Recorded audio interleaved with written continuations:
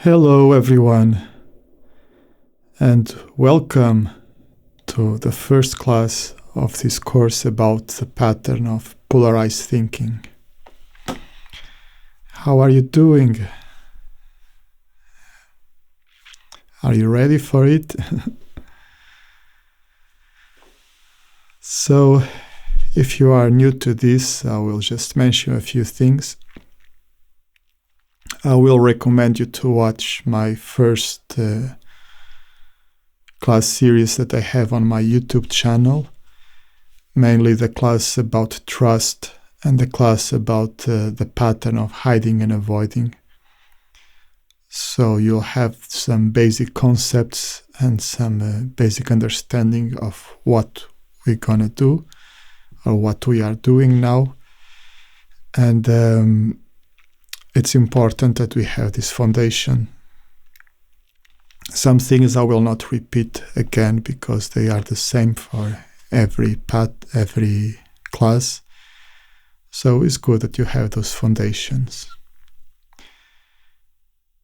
This course will be with 10 classes like we normally do.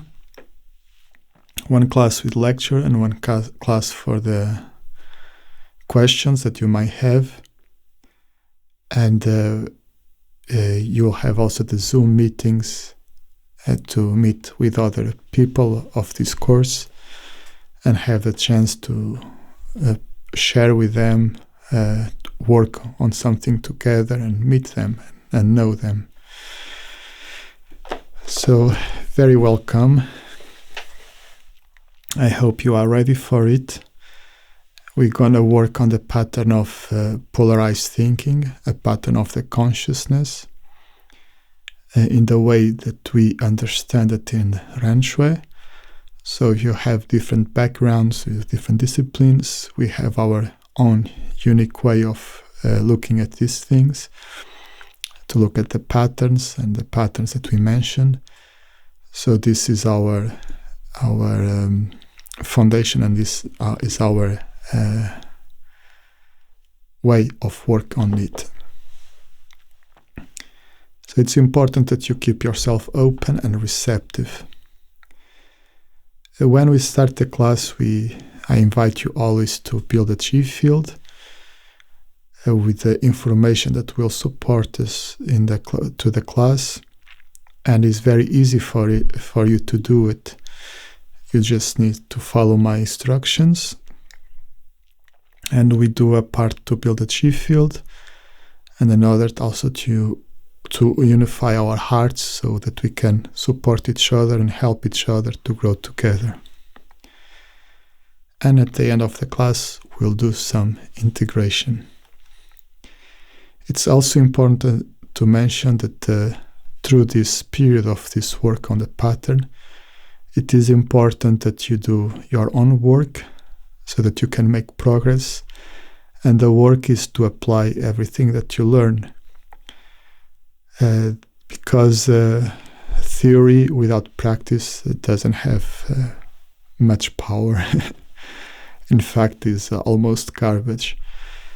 If we don't apply the things, if we don't make them happen, if we don't manifest the results of what we have learned, just knowing theory will just increase our intellectual part of the knowledge, but that is not true knowledge. True knowledge comes from experience of applying what we have learned and manifesting those things in life. So it's important that we become a manifestation of what we learn, or at least going in that direction. It doesn't need to be a perfect manifestation, but we need to apply and manifest the results in our lives. That is how we know that we are doing progress. If we have a lot intellectual knowledge and none of true knowledge, through a knowledge that manifests in our life, that intellectual knowledge could be even a big obstacle for our growth, and could be even work on the opposite direction, because we can grow our ego but not manifesting the results. We know the things, we believe that we are good and or that we are great, but we have not done any practice, we have not done any manifestation of what we have learned. So we are just creating an illusion about ourselves. And in Ren Shui, it's very important that we become an example of what we learn. So applying and manifesting, or try our best to manifest what you learn in your life, is extremely important. And through this period, we will be supported by the classes and by the Chi field to help you to do progress. So it's even more important for you to do a good effort to apply what you learn. Apart from that, it's also important to say that although 10 classes, that is almost 20 hours of class, about one pattern seems a lot, it is not. It is just a seed or an introduction to the pattern from different perspectives and angles that can help you to open your awareness and understand it better. But again, it's important that you apply and you explore it further, because it is impossible to cover all the details and everything about this pattern in just 20 hours. Probably 100 hours will not be enough either. So you just apply and you try to make it to happen in your life and explore it through your life and through your own experience. Apart from it, is also important to know that there are some available resources, like the well-being book that can help you to understand more, a book that Yuanzi wrote. The Ren Shui International website has a lot of resources, and the affiliates also manifest a lot of resources and events. So you can use all of that to help you to learn even more. Through this course, I will not teach any practice, but I will teach about life cultivation, mainly about the pattern of polarized thinking. Okay, that's all for the introduction. So now we're gonna do the Chi field, and it's very simple, and unify our hearts too is very simple. I will give you the guidance. You just need to relax and follow my voice instructions, and try to embrace everything that I say with your own actions. So if I say awareness inside of the body, you bring your awareness inside of the body. You try to experience what is inside. The same when you expand to the universe, you try to connect and unify with the universe. And so on. You go step by step and you try to experience all of that. If you don't feel anything, it's fine, but put the intention to go there. Okay, so let's start.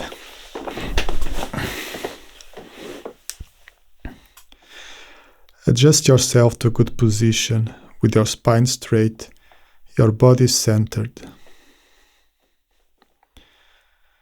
Look straight forward and slowly bring your awareness inward. Close your eyes and relax.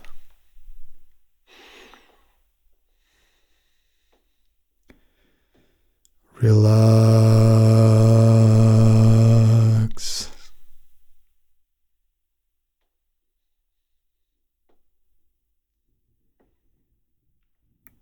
Relax.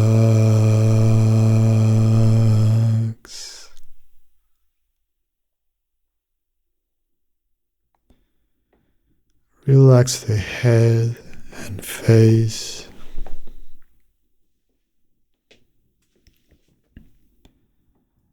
Relax the neck, the shoulders, arms and hands.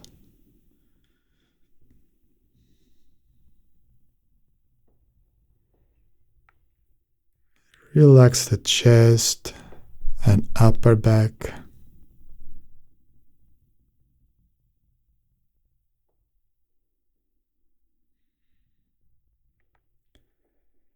Relax the abdomen and lower back.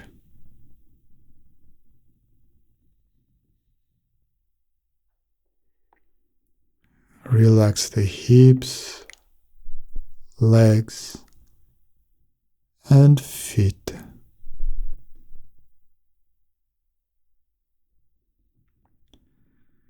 Relax the whole body from the top of the head to the toes, from inside out.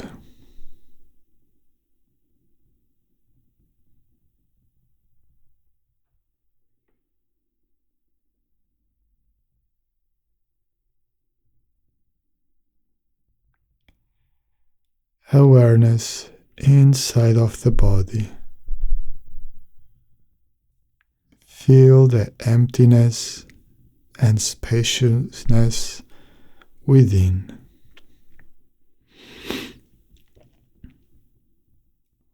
With your awareness, you go deep inside the body, deep inside the cells, atoms, subatomic particles. You go so deep, so small,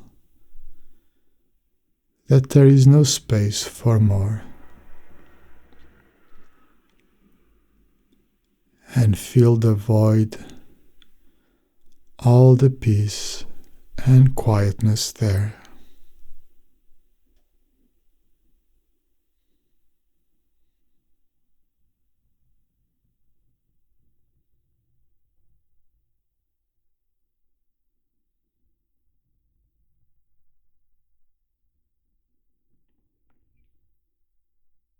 The void has no limitations, no boundaries, no opposition.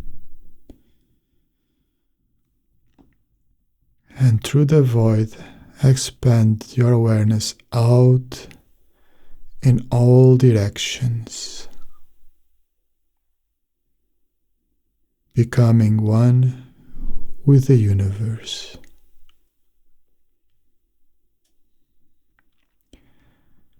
We expand ourselves and dissolve ourselves in the universe.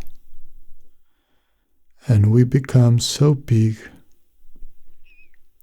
that there is no space for more.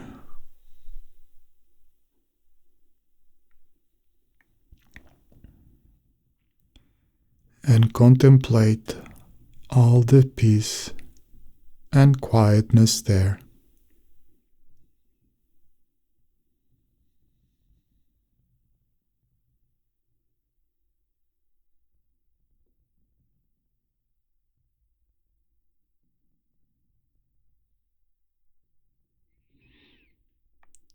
And bring the awareness back to the body,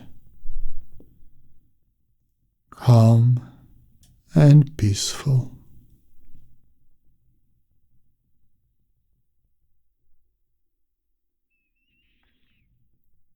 Connect with your heart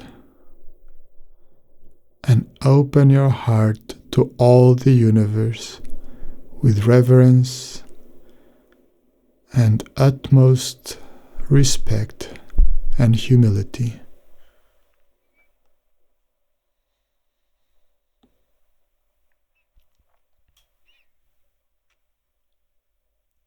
And let the bright universe nourish your heart with compassion and love.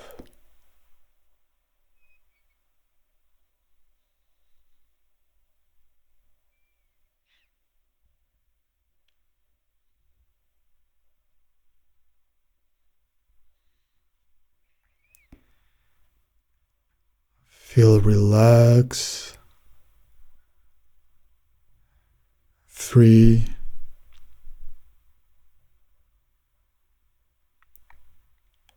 and joyful.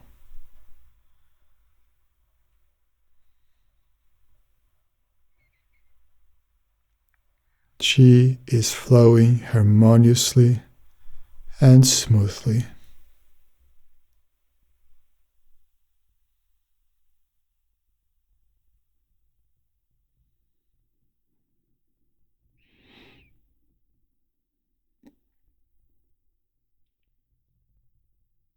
Go deep into your heart and feel your pure heart.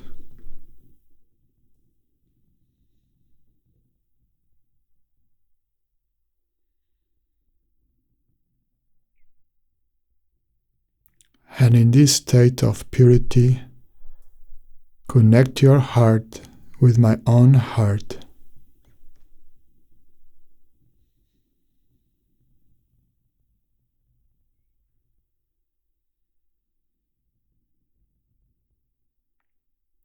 And also with Yuanse, Melissa, and everyone in this Chi field. Let's connect and unify our hearts.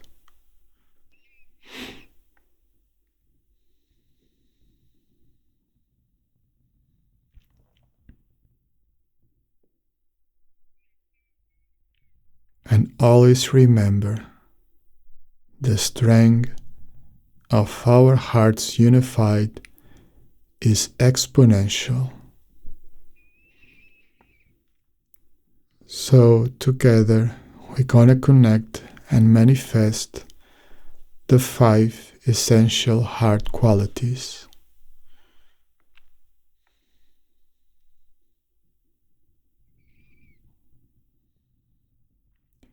We start to connect and manifest the state of unconditional trust.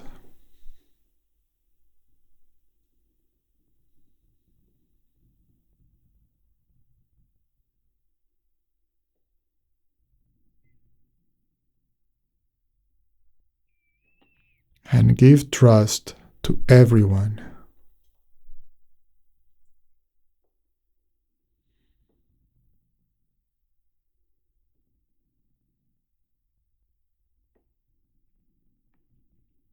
Receive trust from everyone.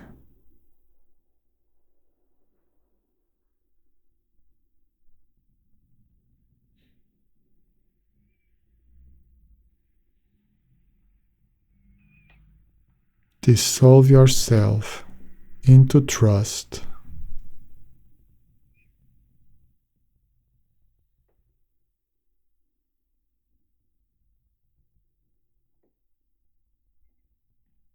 And be trust.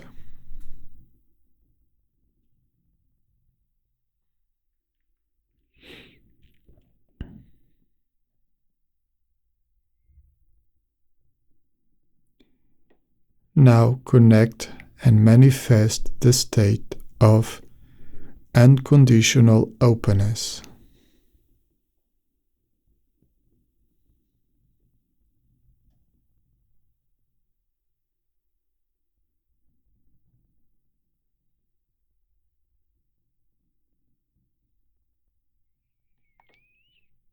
And give openness to everyone.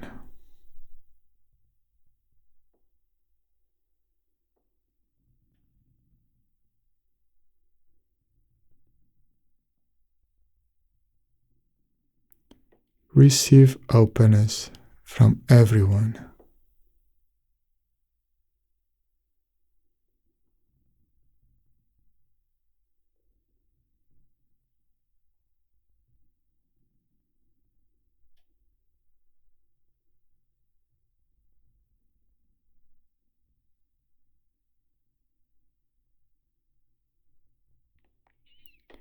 Dissolve yourself into openness.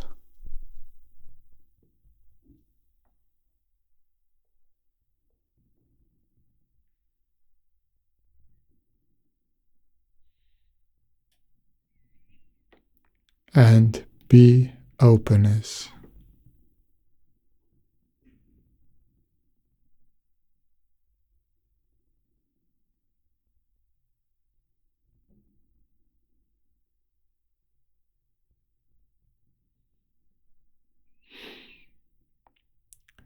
Now connect and manifest the state of unconditional love.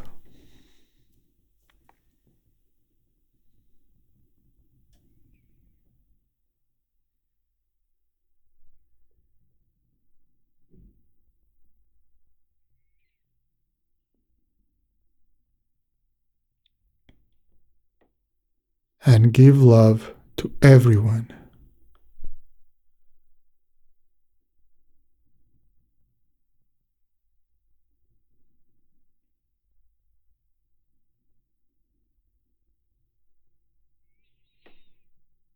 Receive love from everyone.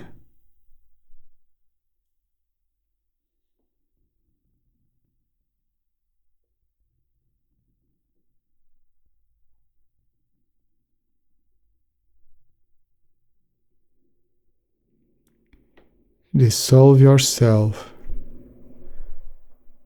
into love.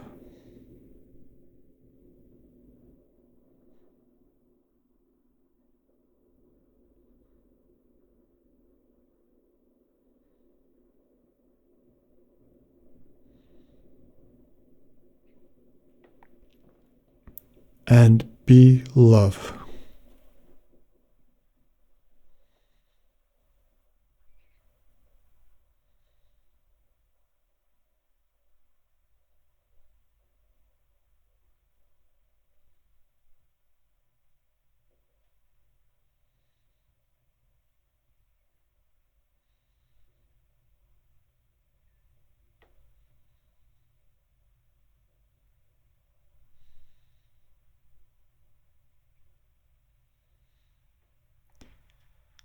Now connect yourself with a state of unconditional gratitude.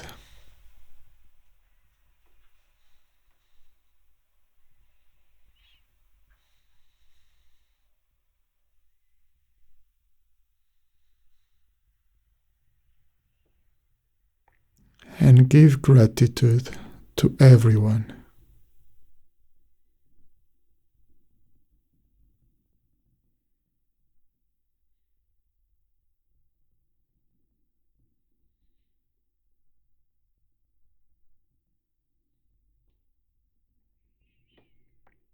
Receive gratitude from everyone.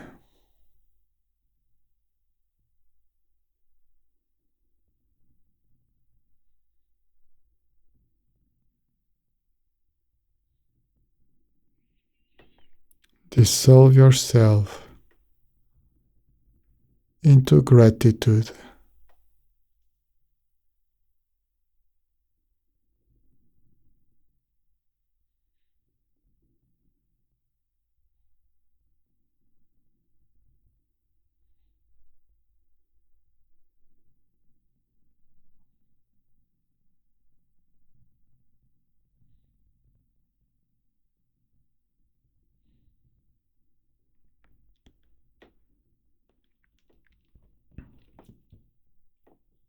And be gratitude.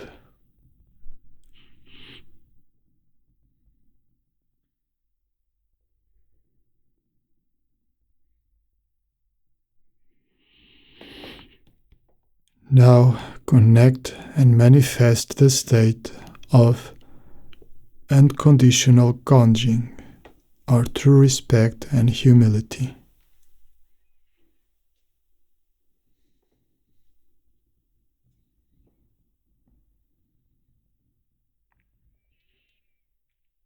And give gonging to everyone.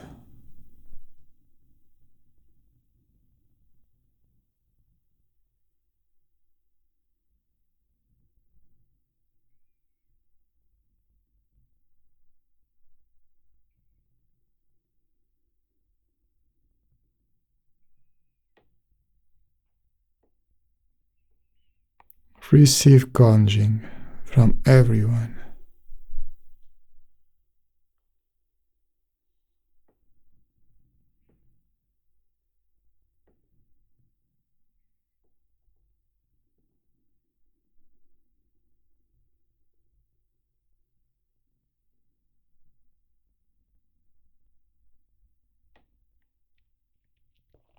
dissolve yourself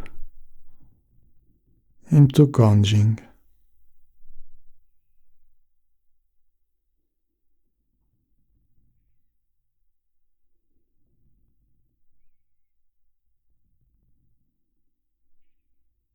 And be Gonjing.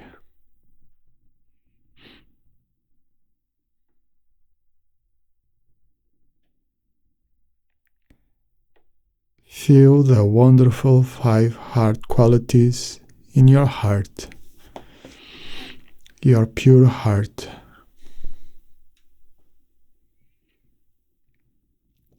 And in this state of purity, open up and connect with your true self, invited to manifest in your heart and surrender to your true self.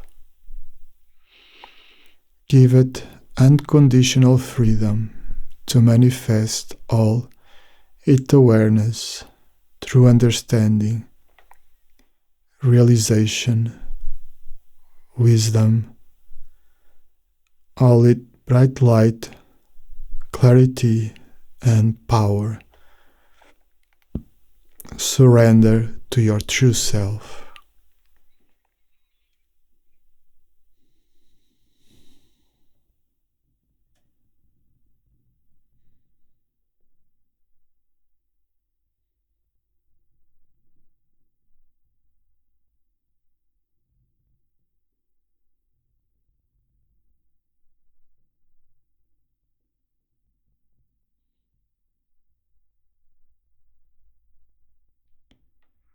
Your heart, consciousness, and true self are now unified.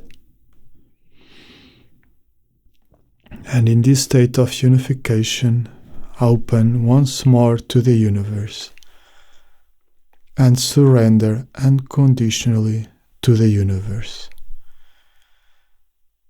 Surrender your consciousness.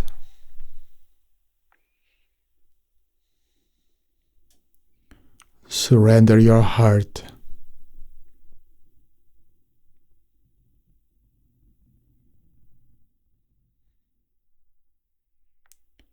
Surrender your true self.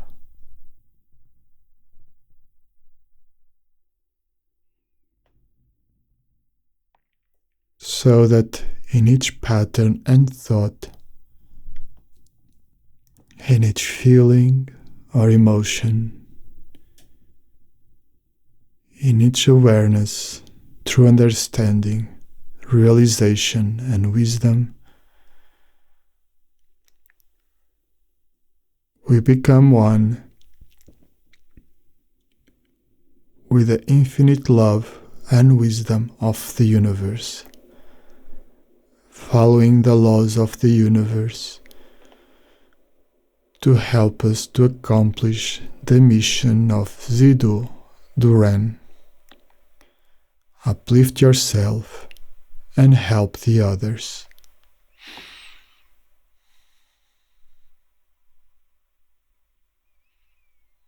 We are now ready to learn together and grow together.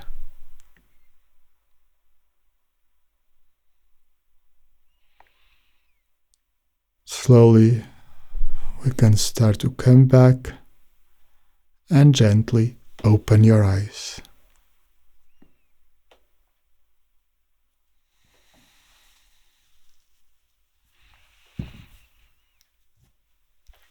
Thank you, everyone, for this wonderful heart connection and for building the Chi field together. It feels different now, right? So we are ready to start this journey about the pattern of polarized thinking. The patterns of the consciousness, as we define them in the Ren Shui,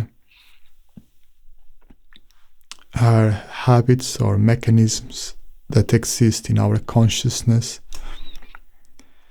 that they are meant to help us to deal with information in a very fast an effective way. So being fast as possible and losing less energy as possible. So be very effective and efficient. And by itself, the patterns are neither wrong or right. They are just a tool that help us to deal with information. But due to the lack of our ability to perceive total information in life, we just perceive partial parts of the complete information. Our patterns do not reflect the total reality of life, neither the total information. So they do have flaws. And because of those flaws, our patterns end up to manifest ignorance. What happens with the patterns is when they are established, when they are created and established, they become the main mechanism of reacting to information. And every time that they react in the same way to the same information, they become stronger and they become more fixed. And if we are reacting in an incomplete way or an ignorant way to that information, it means that our reaction will not be healthy for us, because we don't understand the reality as it is. So when do we have these unhealthy patterns in our life will not manifest what a true human being should be. By, as an example, having their true self in the control of their life. That should be the natural state of a human being. What we call in the Chinese terms, we use the word Shen. In the Occidental languages, I don't know if there is at least on my understanding of the languages, I have not met a term that is dedicated just for the true self. But in Chinese culture, they have the word Shen. And as far as I know, in the Sanskrit, they also have the word Atman. But in our languages, we don't have the right word for it, so we use the word true self. And the true self is a part of our structure, is the essence of who we really are.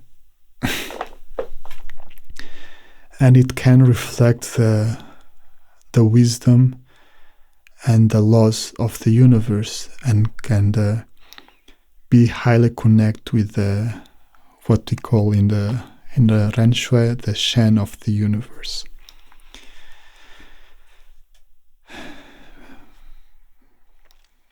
When our Shen is in control of our life is following a process of growing and creating more realization and wisdom, so that every human can manifest their true potential as human being, and also follow the laws of the universe in the complete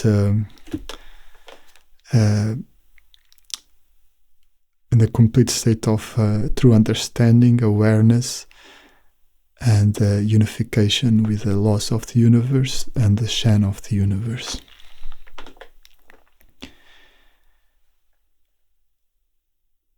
But for most of the humans, the true self is very dormant and cannot manifest that true wisdom from the universe. Then we also mention another part of our structure, that when the human being is manifesting their true qualities, their true potential, that is our heart, our spiritual heart. In Chinese, we use the word Xin, or Xinling. And in the natural state of our heart can manifest natural qualities. And those qualities, though they are intrinsic to any heart, to any human heart, they are there. But they are not manifesting because of the patterns, of the unhealthy patterns. Those qualities, we mentioned 5 in the beginning of this class, like trust and conditional trust. So all the qualities in the heart are unconditional. They are free from any condition. But the qualities that we mentioned, that we work most in the Ren Shui as a foundation, is trust, openness, love, gratitude, and Gongjing. Gongjing is a compound quality. This is why we use the Chinese term that can be translated as true respect and humility, but also has all the other 4 qualities inside, and also more qualities like compassion and patience. But there are other hard qualities that they come in any human heart, and when our heart is free from ignorance, from unhealthy patterns, can manifest these qualities. And then we have the consciousness. And the consciousness, it's the way how most of humans process and connect with information and work in life. And the true self should be the master of our life. Then the heart, then the consciousness. But what happens in most of humans is that we have first the patterns of the consciousness, then the patterns of the heart, then the consciousness, then the heart, and then the true self, if someone is able to experience it. And because of this, humans don't manifest their true potential, their true capacities, and because of that, they experience ignorance, and ignorance is the true cause of suffering. The patterns that we refer in the human consciousness in Ren Shui are very deep, and we can only see their manifestations. One of the first manifestations of the patterns are the thoughts, the patterns of the consciousness.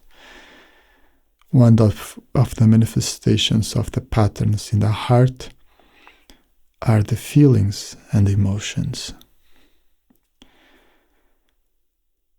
And then they play a role, playing one with another. They work together, and those mix of thoughts and emotions and feelings lead us to create actions, and those actions will create reactions according to the laws of our own personal life and the laws of the universe.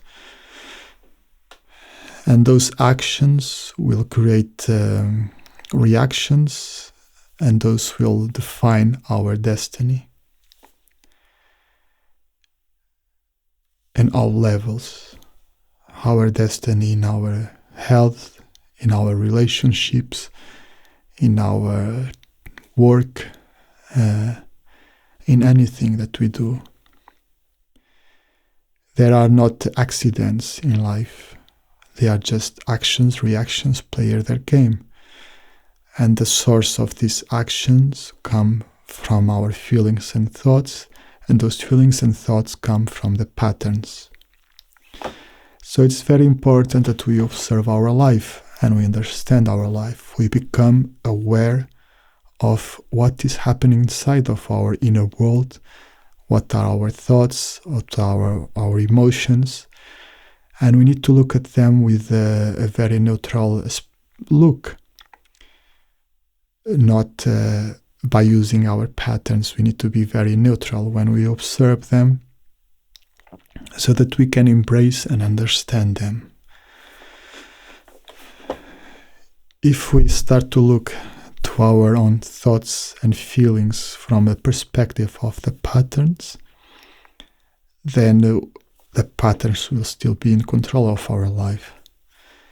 If we use our awareness to look at them, then we get closer and closer to have our true self help us to use wisdom and realization to transform our life. A very important thing about Ren Shui is that in order for us to change the patterns, we want to use our awareness from our true self. We have this foundation that is extremely important, that we use our true self to transform our patterns. We don't want to use our patterns to transform our patterns. We don't want to use our intellect to change our patterns, because that has a huge limitation. It's like the metaphor of having the thief to protect the bank that the thief wants to steal from. And the patterns of the consciousness, they are extremely clever. So using the patterns to change the patterns will not work. We need wisdom. If the patterns of the consciousness, the unhealthy patterns of the consciousness reflect ignorance, the only antidote for ignorance is wisdom. And the source of wisdom in our life is our true self, is not our patterns. So the patterns is very difficult to see them, and we need the help of our pure heart and our true self to transform them. Yuan Tse has defined 10 fundamental patterns in the system. There are many more than those, but these 10 fundamental patterns are patterns that are quite deep. They are not behavioral patterns. They are consciousness patterns. And those, if we want to use an analogy or a bridge between what we refer as a consciousness pattern in Ren Shui and what we use in psychology, we can say that the patterns of the consciousness is like the subconscious mind or the unconscious mind of our consciousness. Although the definition might not be exactly the same as what we can get closer to in psychology. So these patterns are quite deep, and my understanding is that the network is quite complex, and they support each other, they help each other, and even when we have just one thought, in that thought might have more than one pattern working at the same time. Probably there are quite a lot of patterns working at the same time. So it can be overwhelming and complex. And in order to help us to have a clarity and a guidance for transforming the patterns and understanding and be able to identify them, Yuan Tse has described these 10 fundamental patterns. And one of those 10 fundamental patterns is polarized thinking. I will be doing a 10 weeks course about each of these patterns. So I have done already a few, like hiding and avoiding, self-centeredness, fixed expectations, negativity. And now is polarized thinking. And you will see that even if you go to watch my previous classes on YouTube, you can see that they are highly connected. So what is this polarized thinking pattern? It's a pattern that has manifest as a purpose of survival for humans in order to put things in categories where they could understand if they were good for them or bad for them, if they were meant to avoid or to embrace, if they will give them pleasure or pain, if they will be healthy or poisoning. And in order to understand this kind of things, humans have created this kind of structure in their mind to define and understand the world around them, which was important for them, and it still is in a certain way. But then that does not define the total reality. Because if we look to reality, the things are not absolute. They are quite relative, and they change. This is one of the most known laws of the universe, is the law of change or transformation. So if the things change and if the things are relative, how this black and white way of thinking can be beneficial. Of course, in relative terms, when they were in the survival mode, humans, and they found out a tiger that eat another human, they might put it in a category of avoidance. We need to avoid the tiger.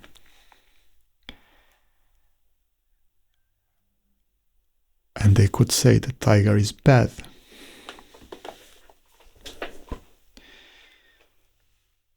And they can go then, if it's bad, it's important for us to avoid it or destroy it. No middle term. And we know that it's not like that. Humans can live even in a jungle in a relative harmony with tigers, like we have in some places with wolves or any other predator. And about the food, they put the things also in the same category, good or bad. But good for who? Bad for who? In which amount is good? In which amount is bad? We know that a poison can be a medicine. Depend of the amount. So is a poison good or bad? It's relative. And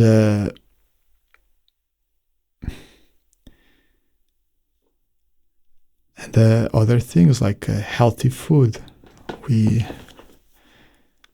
can have healthy food, but if we eat too much, that healthy food can become a poison.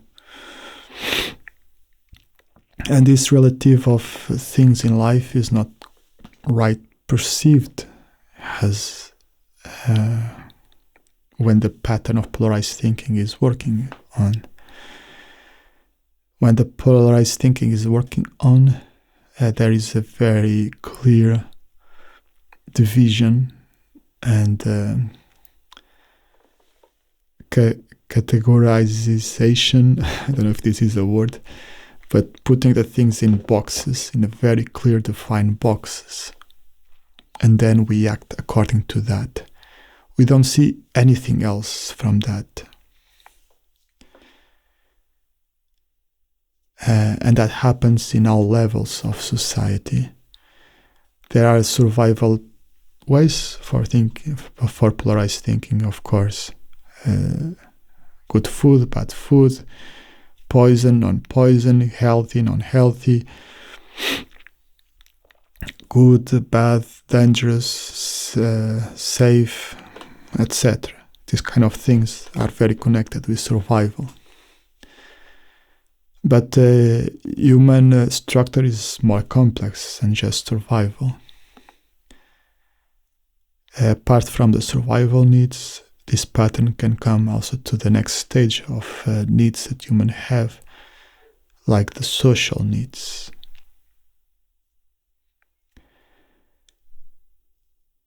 Social needs, needs of interaction, of love and feel loved, of having social value, being social successful, being approved, etc.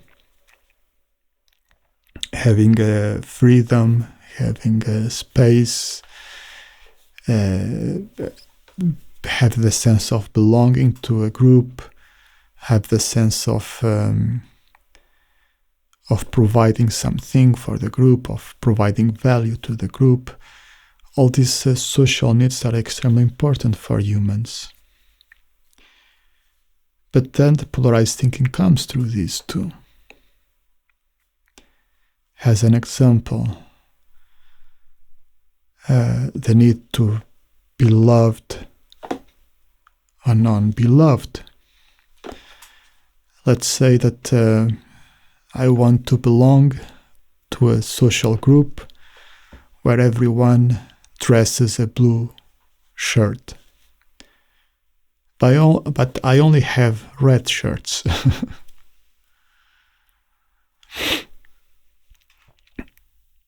If I just look to these aspects of this me and the group, and I think in this way, if I'm red, I cannot belong to that group, only blues can belong to that group, or I cannot interact with them if they are blue, or they need to become red, etc., or I need to become blue, it can be a problem.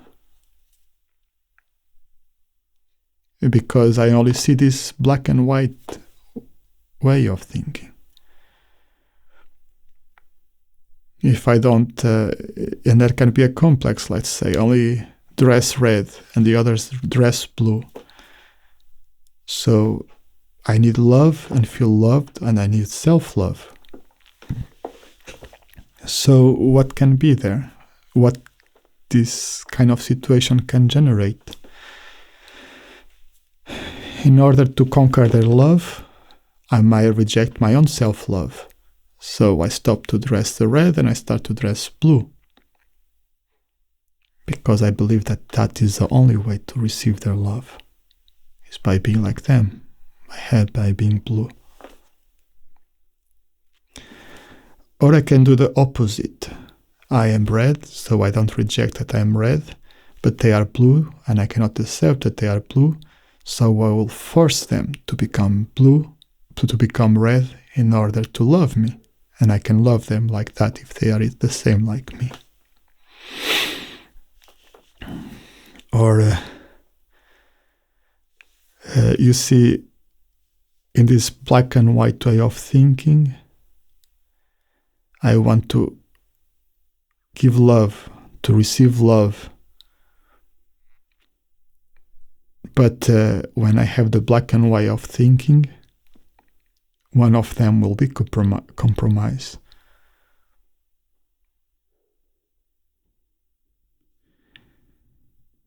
Or by not loving myself in order to integrate on them, or by destroying them in order to fit my world.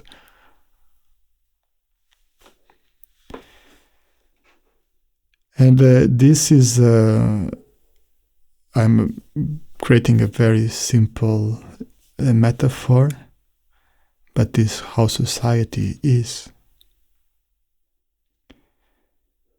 And the red shirt, the blue shirt could be a metaphor for many things in society.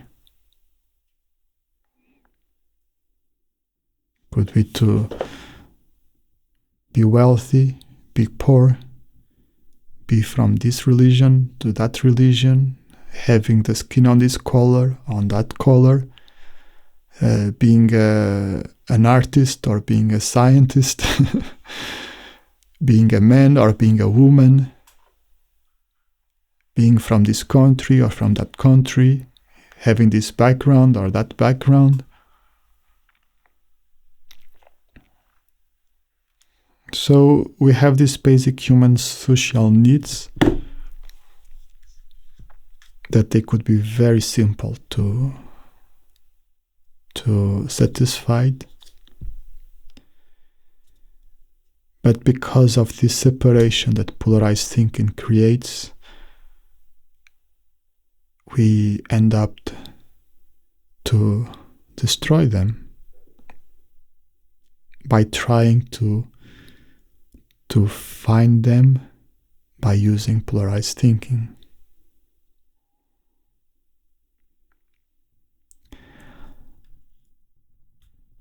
I can never love those people because they have a blue shirt. Blue shirt is wrong, blue shirt is bad. If I want to love them, they need to change. Or the opposite also can happen. No one will never love me as long as I have a red shirt. Red shirt is bad, is wrong. All the others are right, but mine is wrong. If we have this kind of thinking, how can we satisfy these basic, natural human social needs? How? I don't see a way to do it.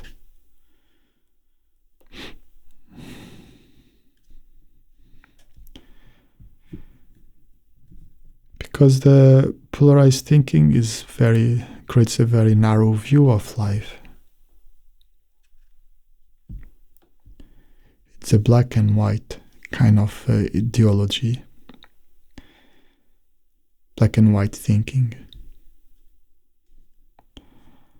And we know that between black and white, we can create billions or trillions shades of gray, but we only see the black and white.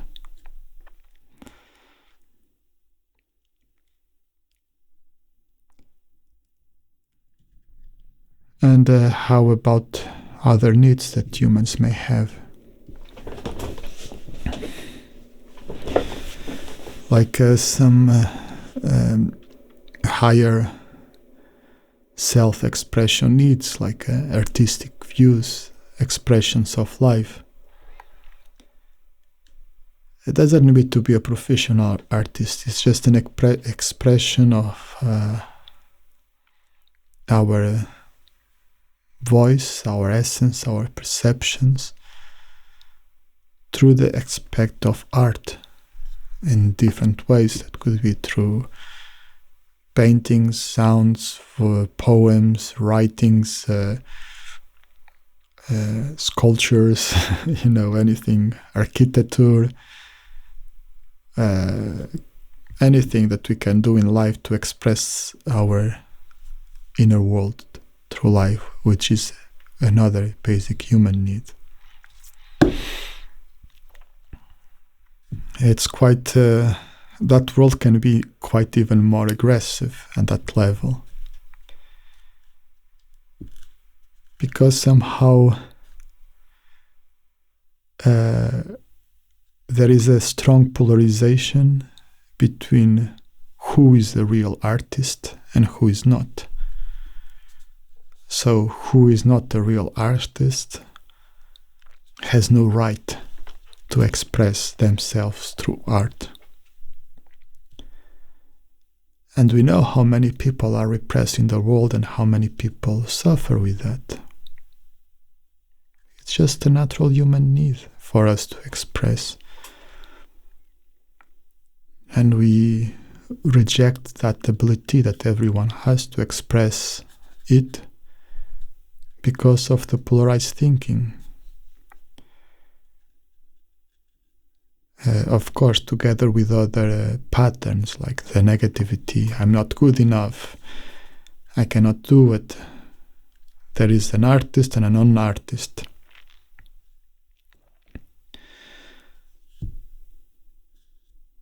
And it's quite impressive because some artists, they are not even very skillful. They are just not having problems and express themselves.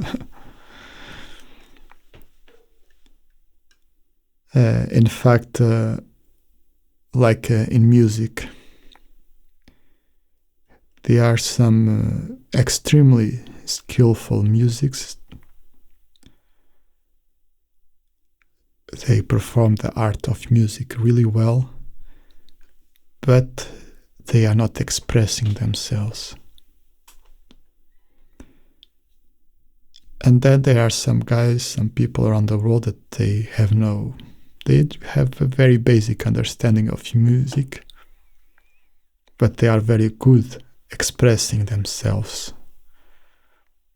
Normally, the ones that are good expressing themselves, they are better known than the ones, and they have more followers than the ones that are just technical with music.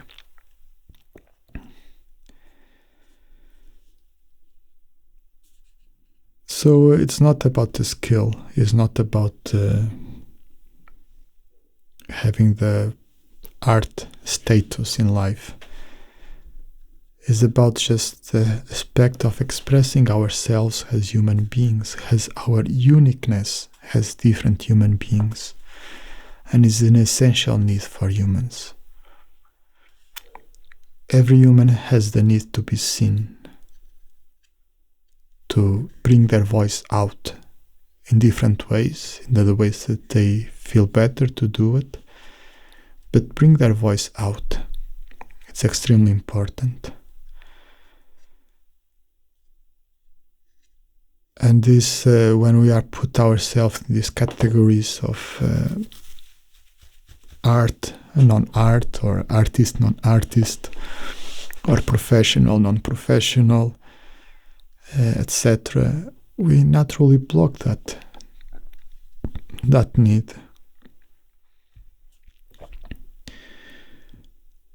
So from the survival aspect to the social aspect to the self-expression artist aspect of life, polarized thinking is blocking our ability to manifest just basic or satisfy just the very basic needs of human life.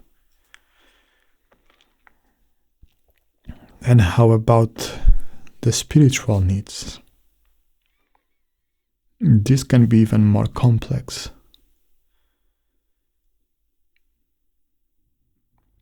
This can be even dangerous.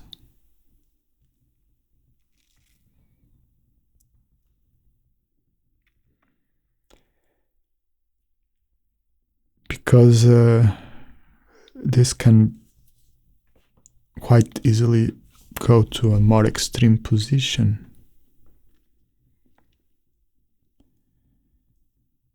And that completely suppresses the human spirit, represses the human spirit. One of important things about the human spirit is that their true self needs to be in charge in life for spiritual growth. And one of the characteristics, or a few characteristics of the true self, is that the true self has the ability to see the world with naked awareness and perceive one thing from different angles, from different views. So is not polarized at all. And through this more complete understanding of information can generate true understanding And with this true understanding can generate realization and wisdom. Another quality of the true self is that the true self can perceive totality and understand the laws of the universe and see them. So if we put things into different categories, extreme categories, good, bad, positive, non-positive, etc., we just annihilate the true self completely.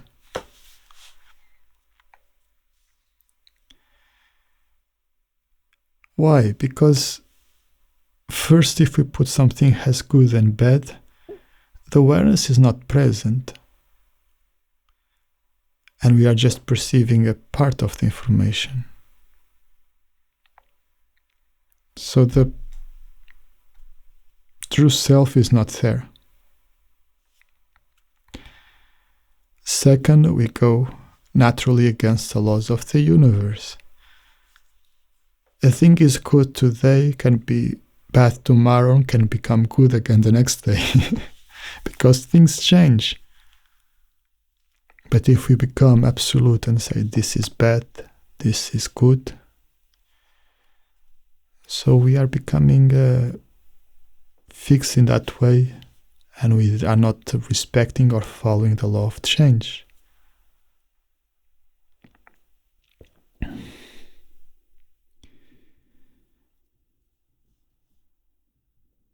And also about the law, other laws like the law of resonance. If we put something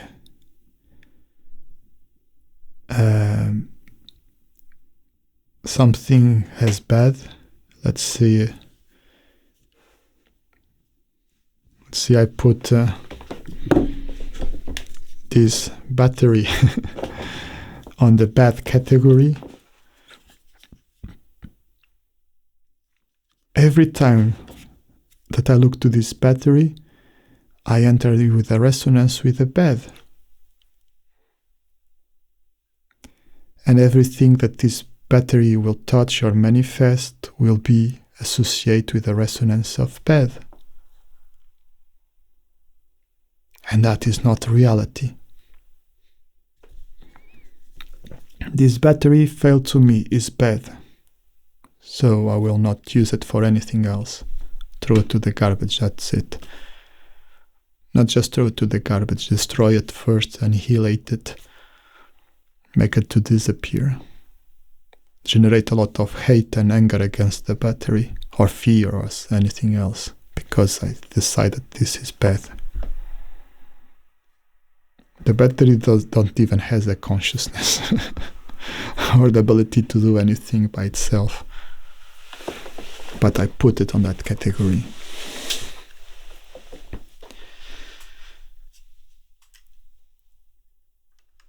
And about the law of cause and effect will be the same.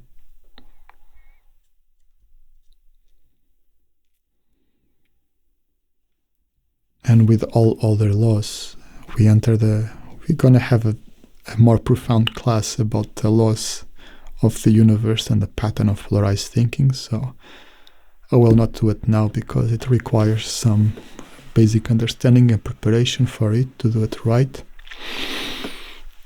But just to have an understanding that we want to be spiritual, but we are extremely polarized.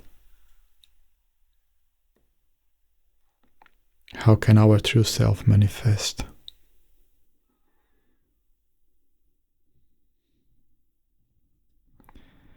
And this might be a thing hard to understand,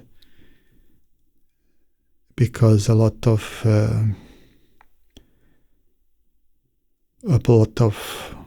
the spirituality that is being done around the world in different cultures is highly polarized. And I might be in danger by saying it. I hope I will not. but that is the reality.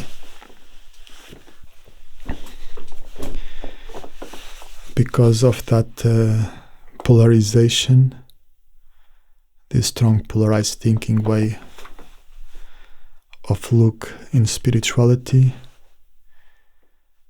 a lot of conflict and wars and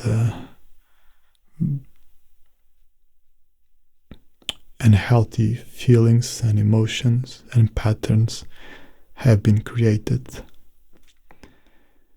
and has not created any help for the true self to become in charge of life. In fact, if the true self will be in charge of life, that polarization will not exist in the spiritual world or in the spiritual disciplines.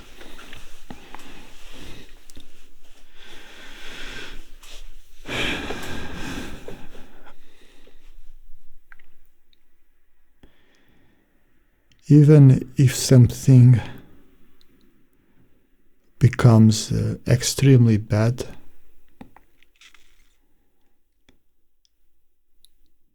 that thing will not remain like that forever, because of the law of change. In fact, when something reaches an extreme, will have the tendency to start to go in the other direction.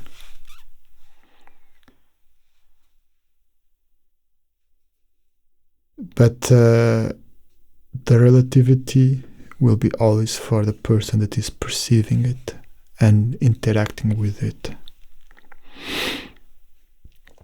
The things are not absolutely right or absolutely wrong. They end up to be always relative. Like the poison that can become a medicine, or a medicine that can become a poison. And for some people, some food is good, for others is not good.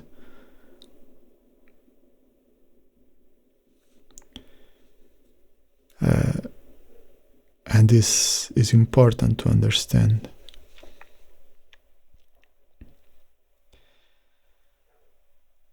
In fact, even in science, what they study is a statistic, or every study that they do, when the science is done in the proper way, what they study is that statistic. And statistic, the norm, is the amount of numbers that go in the same direction. That doesn't mean that some group, some members of that group that is being analyzed, how to say this? So we have an experiment, and the outcome, let's say someone is taking a pill to heal from a cold, and we have 100 individuals to test that pill, and in 95 of the individuals the pill has helped, but in 5 has not. They become even worse. But statistically, that pill is right. But in reality, it's not. It will depend on the individuals. And that 100%, that 100 individuals will represent the whole of the planet, that is 7 billion of people. So can that pill be the right thing for everyone in the world to take? It's impossible to know. If we'll be in a polarized thinking way, we might even force everyone in the world to take that pill for the cold. And maybe hate the ones that are not taking it. We had this kind of extreme polarized thinking happen recently, and it still happen everywhere. But we had a big scale with a motive that creates a lot of polarization in humanity. And that polarization was not beneficial to anyone. It's the same when there are two countries going to war.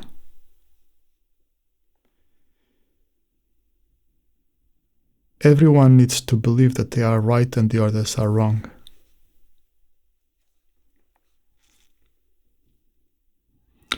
In fact,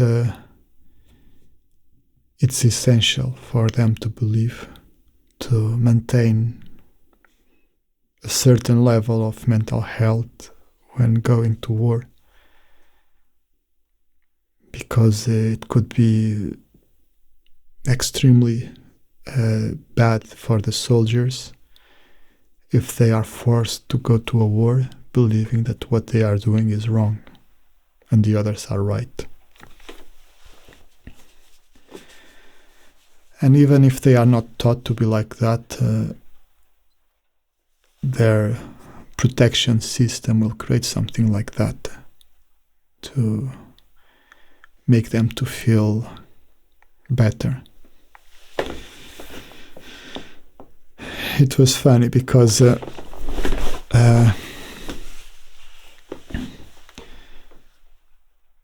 don't know their names, but was one of those members of the Monty Python company. He had a sketch about the benefits of being extremist.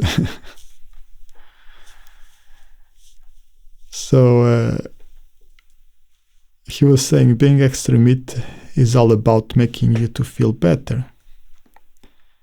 Because when we are extremists, we have the right to blame everyone else for our problems in order for us to feel right and the others to feel wrong. And that gives us excuse to throw to the others that are the wrong or the bad ones all our anger and our frustration, and an excuse to be violent against them. It's a very well done sketch, so it's some those kind of comedy that help us to change or perceive some habits. A very clever comedy. I'm not being very comic right now, but how he put it was quite clever, and that it what was happening for a long is still happening in humanity. Through the period of the Cold War, that example of extremism and extreme polarized thinking was very, very present.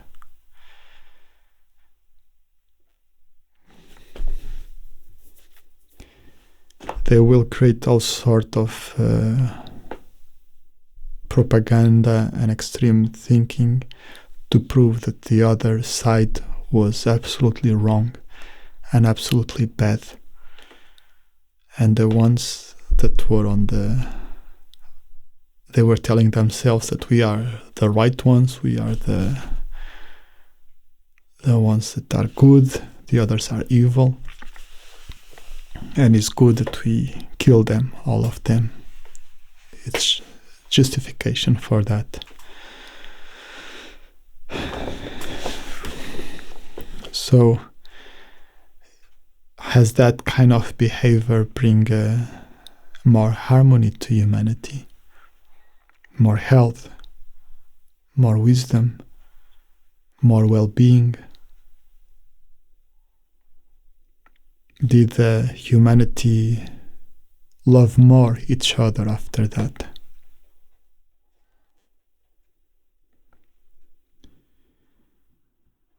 And we see what is happening right now in the world. Polarized thinking is getting stronger and stronger.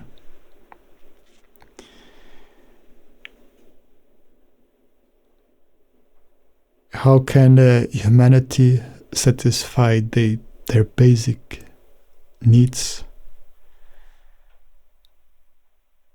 with such an extreme polarization?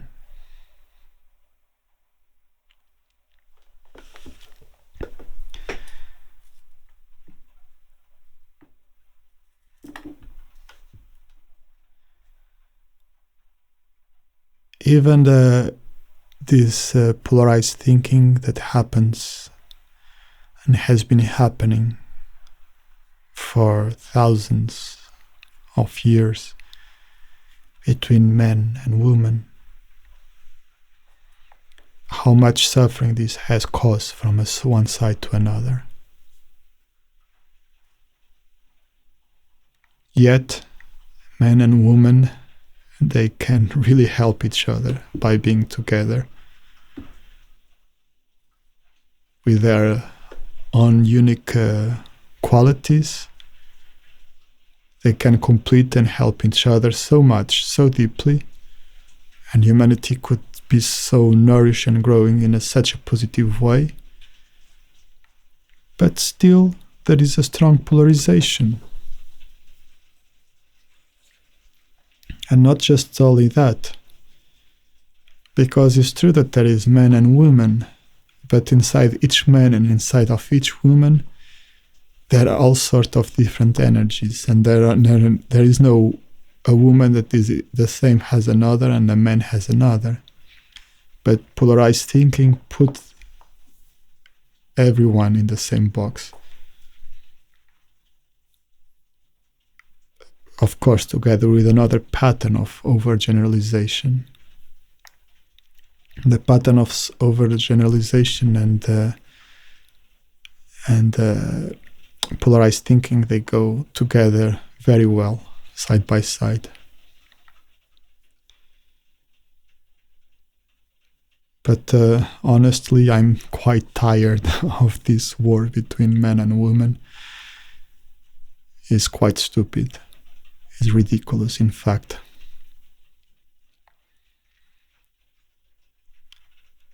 Men blame women, women blame men.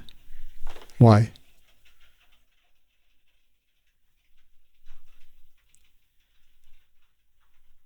Just because we have different bodies, we are the cause of all the disasters of the people that have other types of bodies.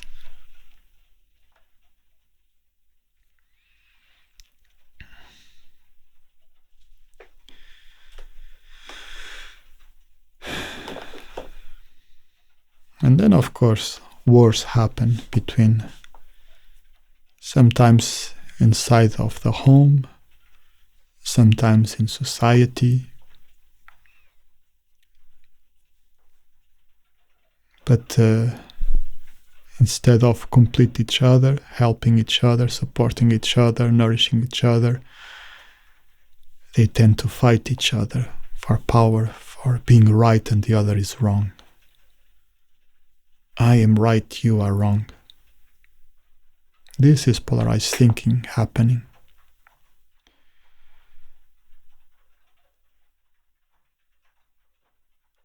And is this right? Is this correct? Or is just a huge manifestation of ignorance?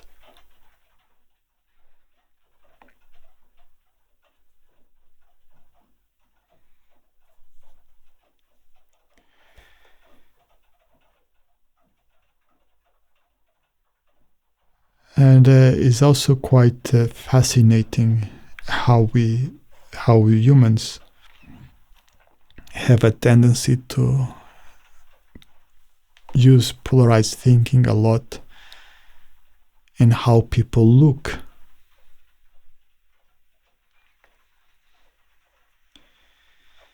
But polarized thinking is not just about putting things into a box.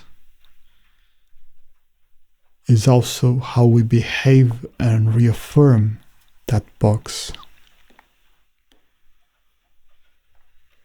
In the psychology, there is a term for it that they call it the Pygmalion effect. This was how I have learned it at the university. And really is a very good manifestation of polarized thinking. People look at you, create an absolute idea of you, put you in the box, and then they only see that about you. They only see is not you, is their belief about you, and they behave with you as you were that belief. And because of their action and their resonance and their change towards you, they will end up to pick up those kind of behaviors in you that reaffirm their belief, and then they reinforce the belief about you. The example that I receive about this effect was a good one. It was about Rambo, the movie. That Rambo was crossing a town in the United States with his Luke after returning from the war. And the police, that was a small town, look at him and they don't like people from outside, especially with that kind of look. And he treat him like he was a criminal, in order that they were abusing him in the way that then he has no choice apart from defending himself. And when he started to defend himself, so fighting back, the police say, see, he is a criminal. But they were the ones creating the criminal. He was never a criminal. This is a very, very clear example of how polarized thinking can work in life.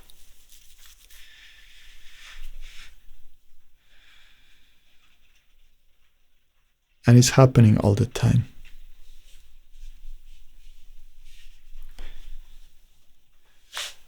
It's happening because together with it will come overgeneralization, will come stubbornness. Like with Rambo, even when they were telling that he was not a criminal, and he was kind of proving that he was not a criminal, the police was still not believing it. So that was stubbornness behind, and they were still behaving. And so on. Many patterns work together in that moment. So it's quite strange that we create this pattern for survival and has its own reasons to exist. Is not always unhealthy or always negative. If a tiger is starving for food and a human is behaving like his food, so it's easy to know that that is not good for the human. Or we don't need to eat 1 kilo of sugar every day to understand that the sugar is not good for our health. Or we don't need to take some things in a certain amount to understand that they are bad for our health. But again, it's always relative, and relative to the person. Maybe eating 1 kilo of sugar every day is bad for your health, but maybe if you eat 1 gram, will not affect you, will not be bad. Things are always relative to different causes, to different reasons, to different moments. Sometimes, some days we are strong, some days we are weak. In fact, no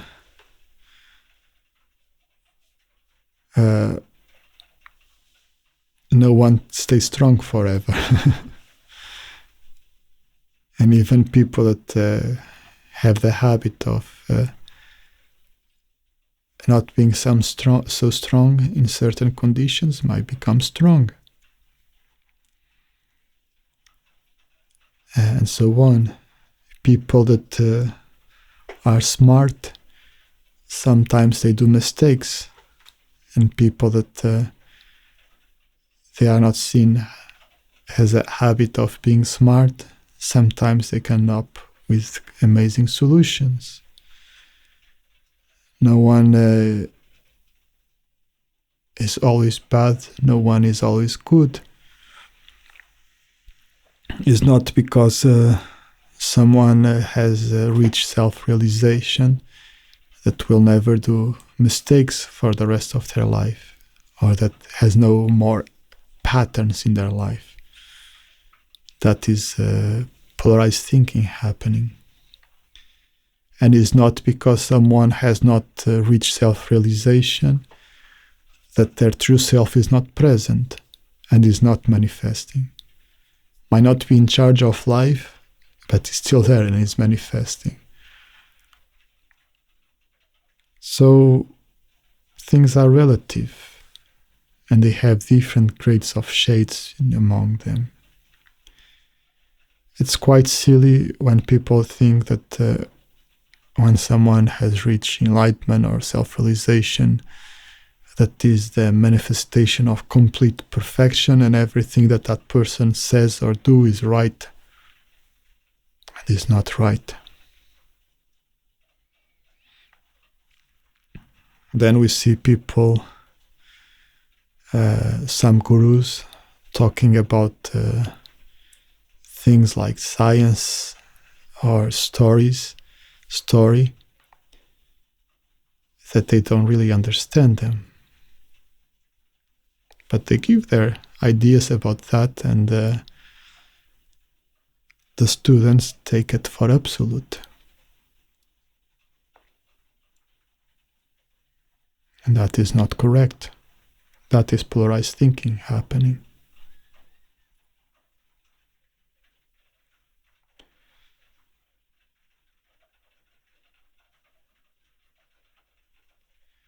And even when people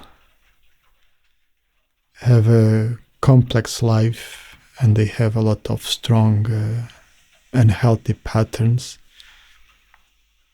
people that are even violent and do very bad things, that doesn't mean that they also don't have any wisdom, or that all their life is bad, or everything that they do is bad. That is not right too.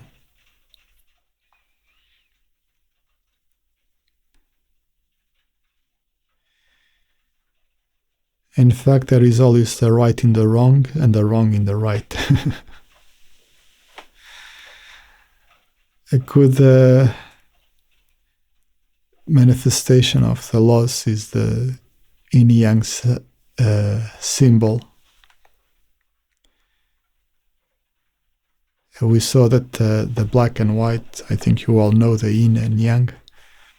So in the white there is a circle of black, and in the black there is a circle of white. And they are constantly transformed from one to another. So they represent the two extremes, but there is not like anything like absolute extreme. And they transform into one into another. When a thing becomes extremely yang or close to the extreme of yang, will naturally start to become more yin, and when it becomes extremely yin, will naturally become more yang. And there are different degrees of yin and yang. Inside of the yin, you have small yin and big yin, and in the yang, you have the small yin, yang and the big yang. And it's true, there are different poles in life, different directions. But it's not black and white, or completely black or completely white.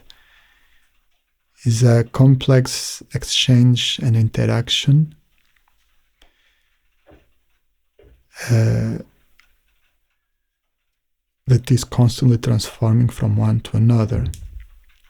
When a human is extremely young, an aspect of their actions, so it is very active, it's always doing everything very fast and doing a lot of things at the same time, not sleeping, to work, etc.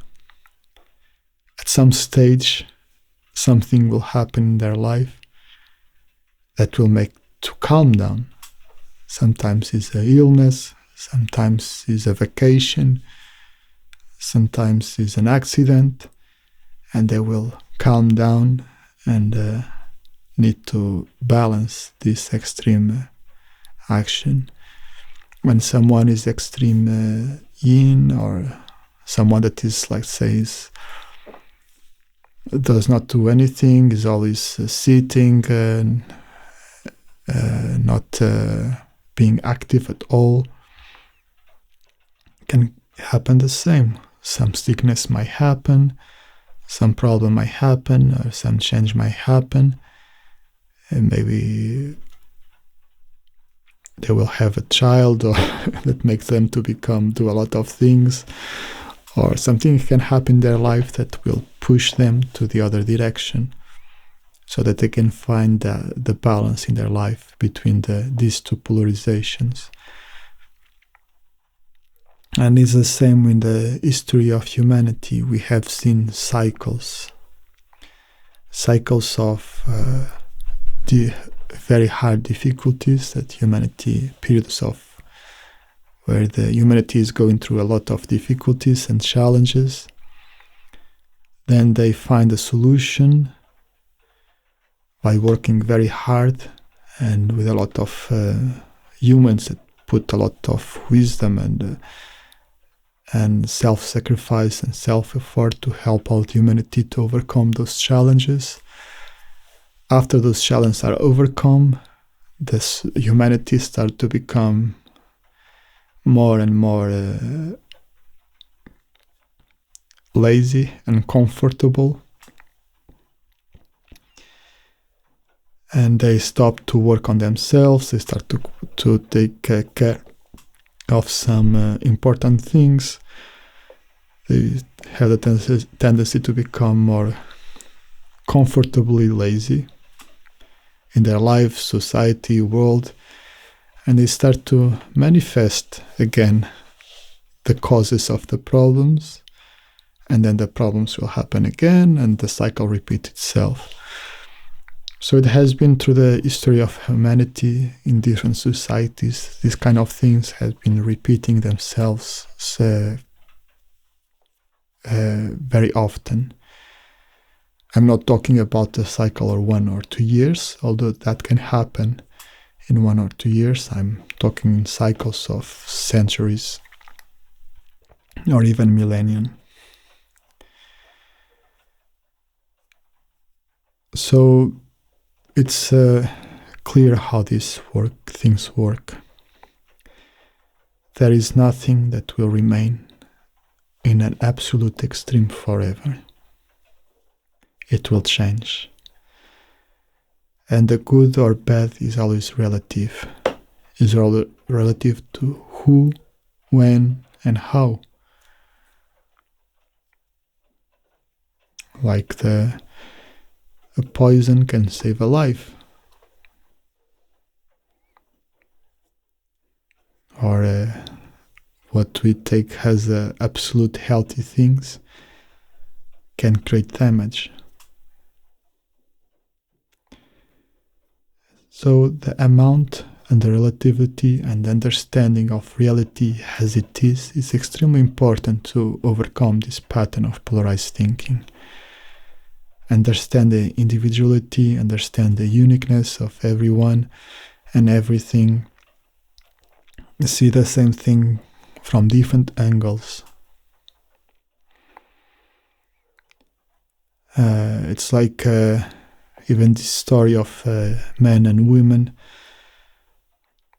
Men have naturally more.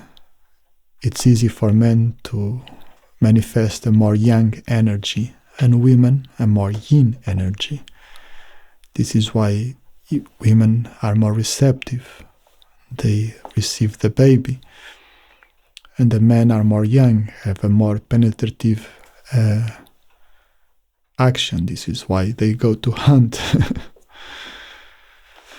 But that doesn't mean that women have not yang energy, because they do yang energy. And men also have yin energy. And it is very different from each man and each woman.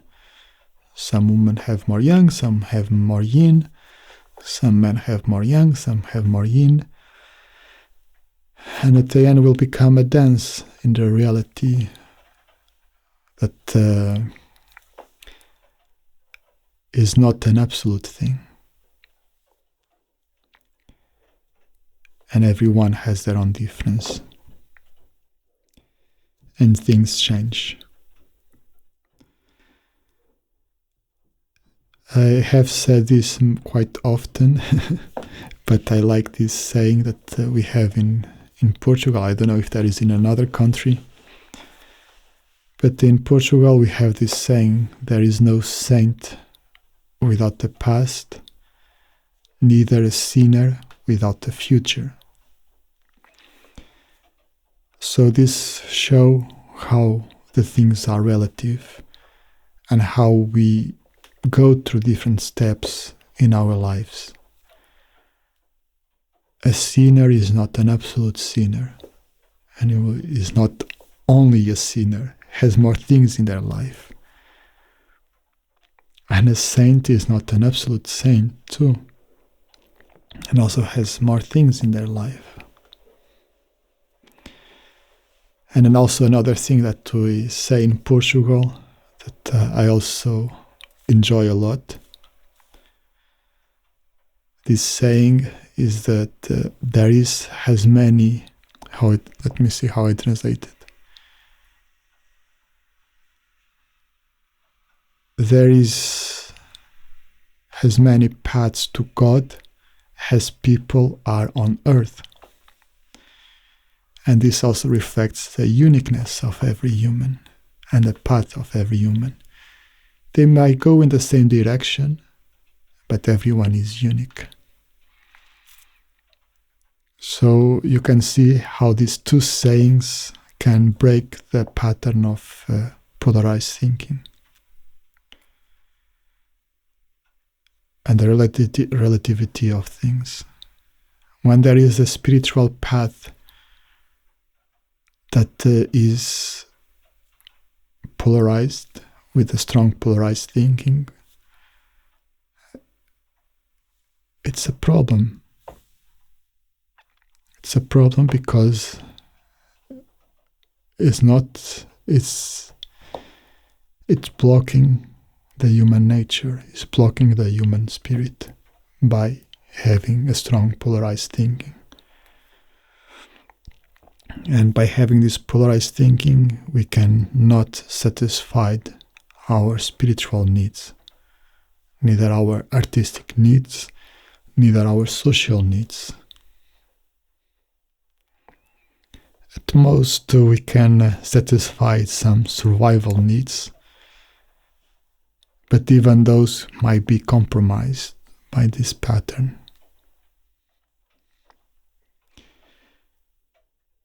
In the past, we know that humans compete with other.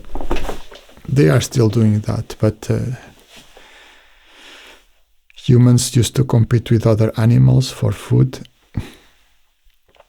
And one of them were the wolves. If human we look to the wolves as something bad, because the wolves were eating the humans' food and killing maybe their sheep or rabbits or chickens. and they see the world as bad, absolutely bad, we'll never have had the dogs that became the humans' best friends. So you can see how things can change when we stop to look to things in a polarized way. Our enemy can become our best friend.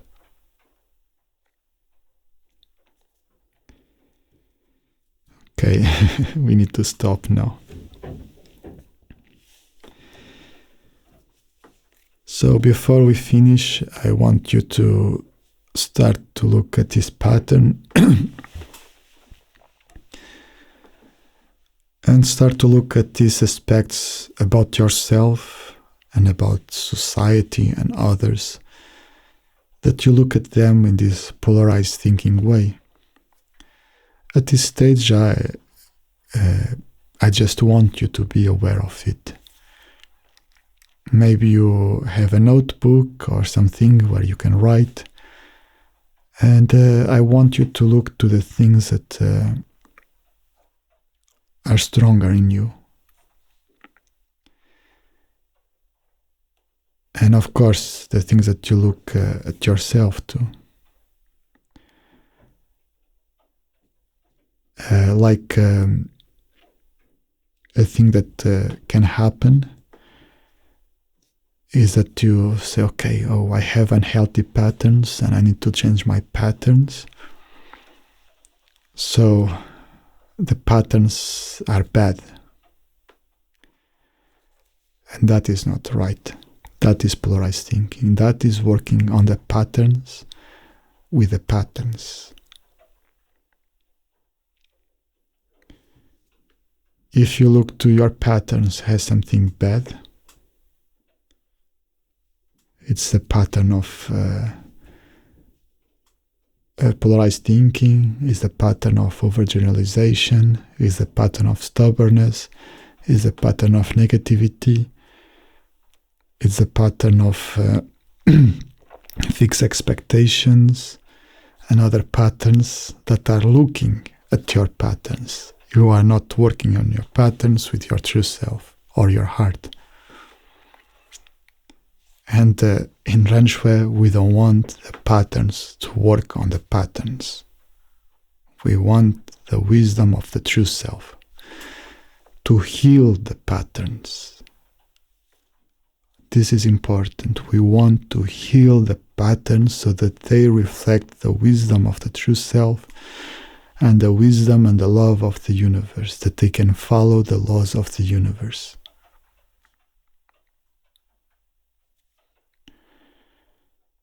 So I invite you to start to do this small work and start to look at yourself and to see where polarized thinking is manifesting strongly or more strong, with more strength in your life. Okay, let's do an integration of the chi field and the information.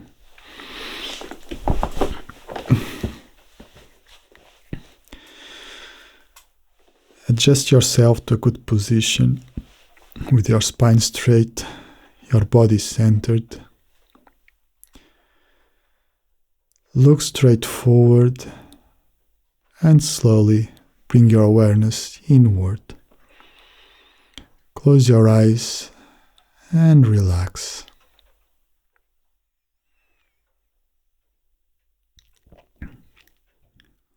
Relax.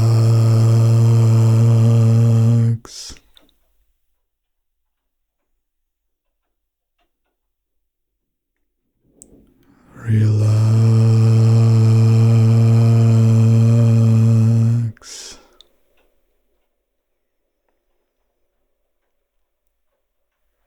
Go deep into your heart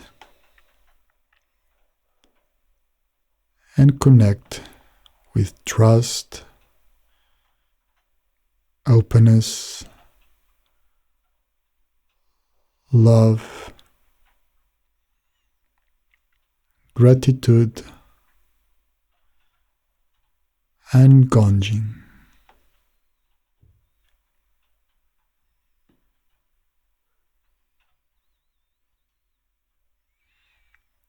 With the 5 Shin, with the 5 heart qualities, open up and connect and unify with your true self.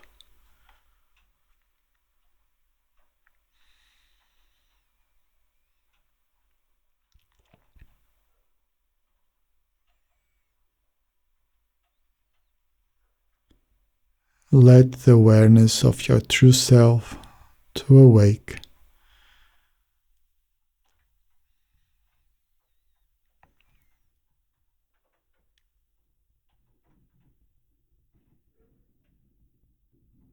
To open your ability to see life as it is. To see all the shades of gray between the black and white.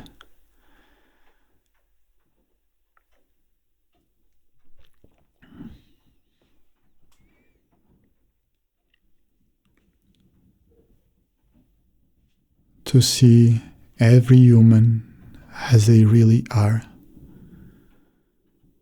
with all their virtues, with all their wisdom, with all their ignorance and their mistakes, accepting and see it with completeness, not rejecting anything, not becoming attached to anything, simply as it is. Let the awareness of the true self to see yourself as you are.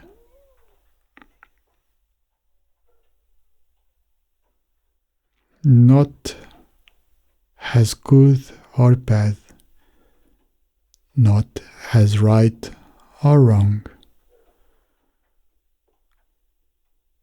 but with all the flavors, all the colors, all the sounds, all the feelings, everything about you and how you are, without rejection or attachment, just pure acceptance and awareness.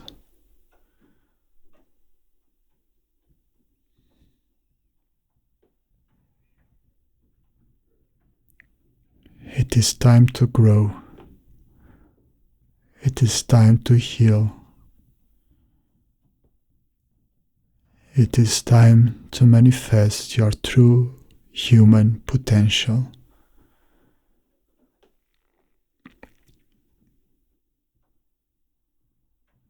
By having your true self being the master of your life. Unifying with the true self of the universe and following the laws of the universe.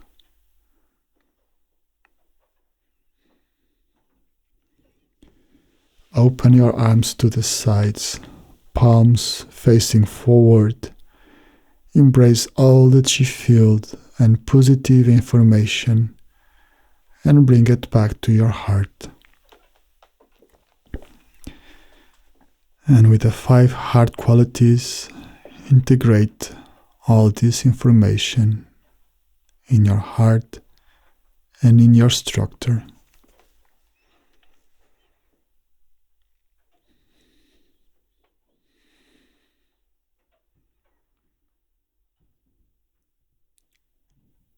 And when you will open your eyes, you will immediately start to practice and applying everything that you have learned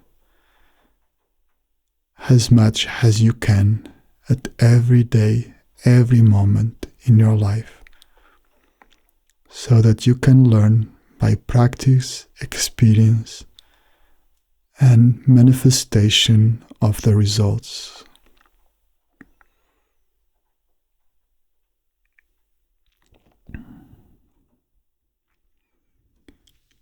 Hands to the sides, and when you are ready, you can open your eyes.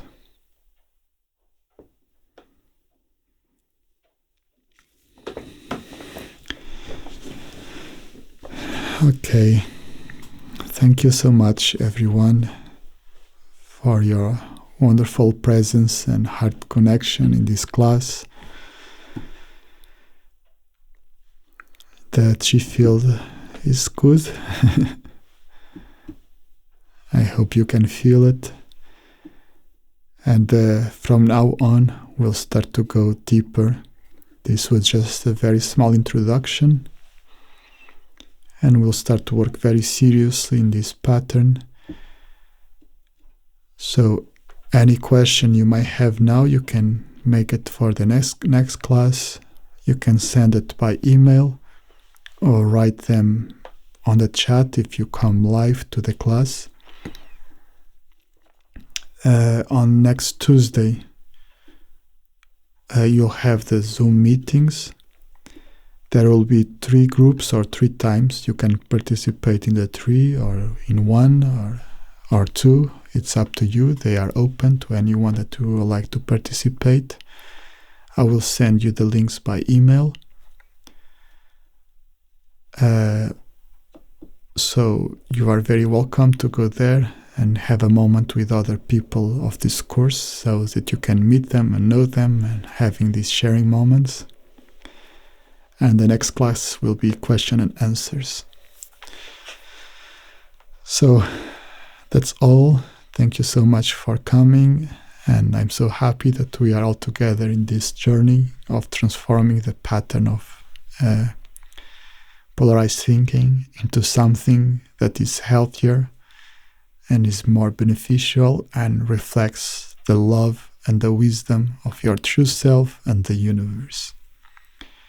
Thank you so much, everyone. Send you lots of love and see you on next class. Bye-bye.